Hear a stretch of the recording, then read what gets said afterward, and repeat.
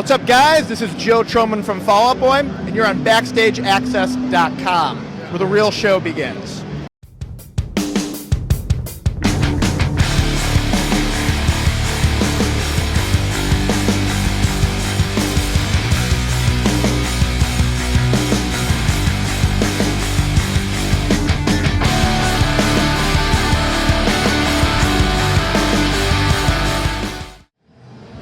BackstageAxxess.com here at NAMM 2014 at the beautiful orange amps booth, as you can see right behind us. And we have one of the endorsers for amps, orange amps, right here. None other than Joe Trohman from Fall Out Boy. Joe, Hello. how you doing? Good, how are you guys? All good. Tell us about the relationship with Orange, how long it's been, and why you're here today.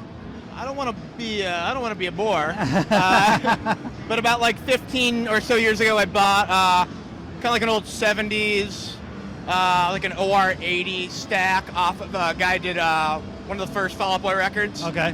And I just kind of always loved it. I always loved the look, and then when I actually got to own that, I loved the sound. And when Orange kind of rebranded itself, 7-8 years ago or so, I kind of got the chance to jump on board and work with them, and they've been awesome to me the whole time.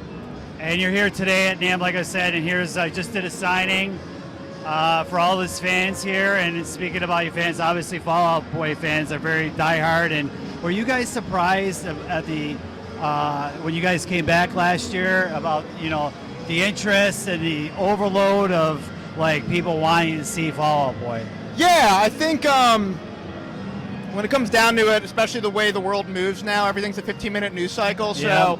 Yeah. We went away for 4 years. Right. People could have easily forgotten us, and we made this record because we loved it.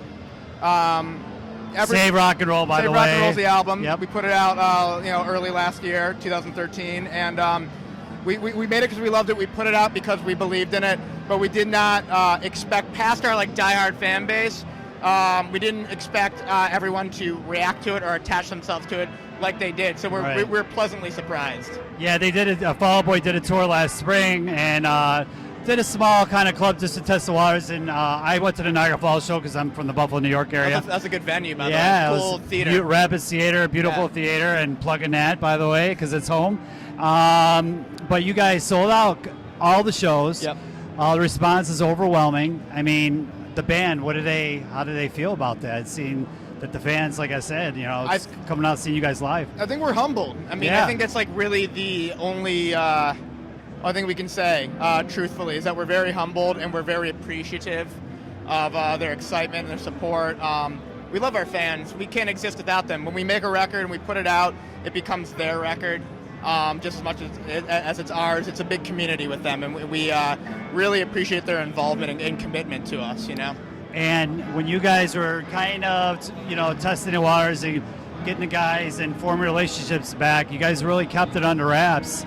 I wonder how that happened. How'd you guys do it? Well, I think you had two things working for us. One, we didn't tell anybody. Right. We didn't even really tell a lot of close friends and family members. We just kept it very, very low key. And no one was asking. No one was looking for it. It had been long enough where people had stopped asking all the time. And even when people saw us together, they weren't thinking making a record. Right. They weren't thinking, these guys are making a record. So we had that working for us as well. And even when people thought they figured it out, they didn't figure it out. So came out of left field, and the album did very well, as you were saying earlier. And Butch Walker, obviously, is a fantastic producer. You guys got him involved. And how did you guys get Butch involved? I know you guys worked with him before. Did he do anything differently this time, or did he kind of know the Fall Out Boy recipe and kind of stuck with that? Well, the Fall Out Boy recipe changed a lot on this record, and when we worked with Butch, which was only one time before, we didn't get the full Butch experience. Okay. So I think it was a completely different vibe than the first time around. Aside from the fact that it is a whole record versus one song, it was, what Butch did very well amongst everything else he does. He's a phenomenal producer, phenomenal songwriter, great player. He's just a cool guy in general. But he took any power. I don't know how to explain this properly. Everybody in the band, we write songs and we make the records, but he took he took the power away from any one person in the studio and allowed it to be a communal aspect. So he took the true role of that kind of producer. Made it like a democracy. He made it a democracy, yeah. And he gave everyone a voice. And I think that is something we needed very badly. Right.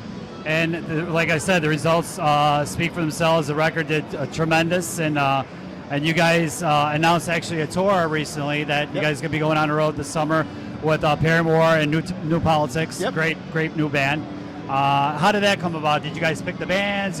Or kind of management kind of throw that together? Or it sort of just came through kind of some conversations through their management and our management, but it had been thrown around a few times last year about us doing something with Paramore, and really it was about schedules lining up, and this lined up so perfectly.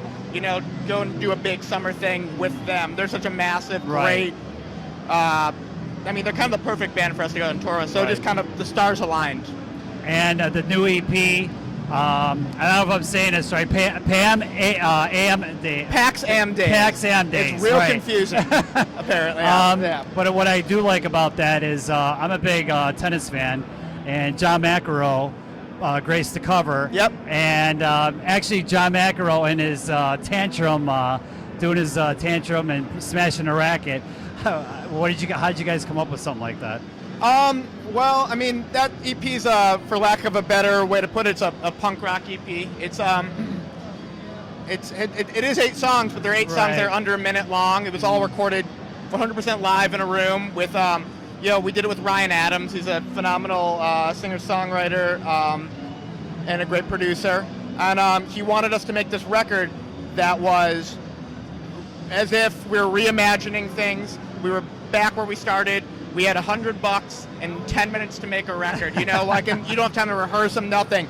We would go through the songs once, hit record, say that's good enough, and we kind of went along with it, and it gave it this real great urgency. And we saw that photo of Johnny Mac smashing the tennis racket, and that dude had an approach to his craft that was his own, with a lot of intensity. Yeah. It was almost punk rock the way he kind of approached tennis. Right. Even when he let his emotions take control over him, it was all in the name of being passionate about what he did. So we thought that was very representative of that EP. Very cool. I know maybe a lot of younger people wouldn't get that, but me being a little older, definitely appreciated that. The little tongue-in-cheek with John McEnroe. Worth YouTubing some famous John McEnroe moments. Yeah. You guys just did a big Australian tour in Mexico. You guys did some shows in Mexico? Yeah, we actually just did a couple shows in Mexico. Yeah, in Australia. And we were in Australia late last year, around like October of last year. Yeah. So, I mean, you guys are really hitting the world. I mean, the U.S. obviously this summer. What can the fans else expect out there all over the world? Fall Out Boy. See, the fans are waving all over the place. That's the owner of Chicago Music Exchange right there. Yeah. There you go. It's my hometown, Chicago. Yes, Chicago. So for the summer tour, before that we're going to Japan and we're doing UK and Europe, and that's an extension of the Save Rock and Roll tour. All right. So the summer tour we're calling the Monument Tour, and it will be all I can say is if you've seen the Save Rock and Roll tour, if you happen to be at the arena shows from last year, it's going to be a different production. It's going to be a different vibe, but we'll be bringing probably the biggest thing production-wise that we brought to the table thus far. Pretty lengthy set. Hopefully we'll hit all the albums people want to hear, and it'll be a ton of fun, man. It's bare bones. It's 3 bands. It's not a lengthy 7-band bill here, So a lot of bang for your buck. Kind of wham bam sort of vibe. Right. Yeah.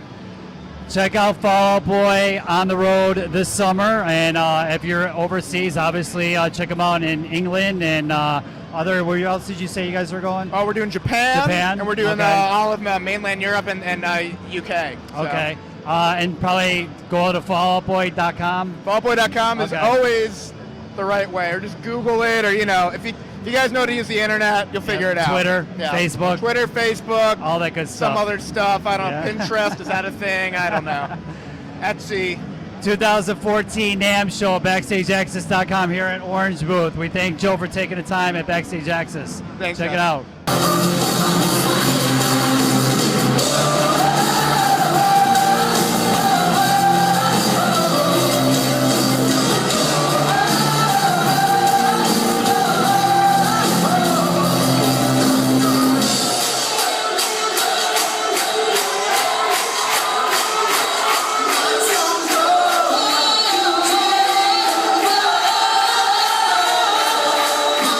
Bye.